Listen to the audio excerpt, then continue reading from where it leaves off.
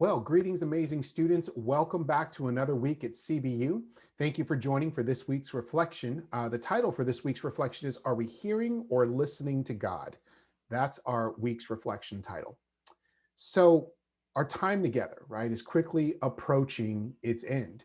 And as the semester begins to draw near, you probably are experiencing many demands for your time.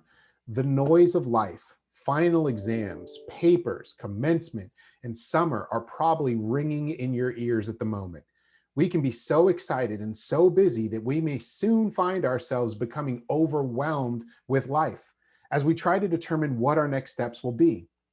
As I've shared with you in class this semester, right, Brother Lawrence taught us that when we remain connected with God's presence, we realize there's no beginning or end to prayer because we remain in a perpetual awareness that God is present with us in our day. So any task we're given, any worry we have, any fear we may feel can be overcome because we're not undertaking those tasks alone. God is present with us through it all. He's speaking to us continually in our lives, quietly waiting for us to invite him into our hearts and thoughts. The question is, are we hearing or listening to God's voice? Hearing means that I am picking up on the sound of God's voice, but nothing more. I hear God saying things like, be still and know that I am God. Don't worry. I love you. Trust me. Follow me. But the question is, are we really listening? Listening to God is entirely different. Listening means that I'm not only hearing God's voice, but giving thoughtful attention to what God is saying to me. So when God says to you, be still and know that I am God, we truly have to force ourselves for a moment to be present with him and to submit to his word. I want to provide you with a brief scripture verse from Proverbs chapter 3, verses 5 through 12.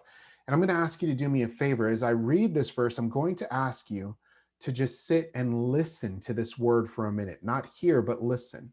Try to be present with God, speaking these words into your heart. Trust God from the bottom of your heart. Don't try to figure out everything on your own.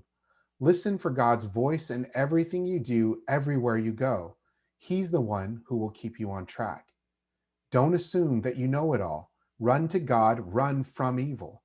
Your body will glow in health. Your very bones will vibrate with life. Honor God with everything you own. Give him the first and the best. Your barns will burst, your wine vats will brim over, but don't, dear friends, resent God's discipline. Don't sulk under his loving correction. If the child he loves, it's the child he loves that God corrects. A father's delight is behind all of this.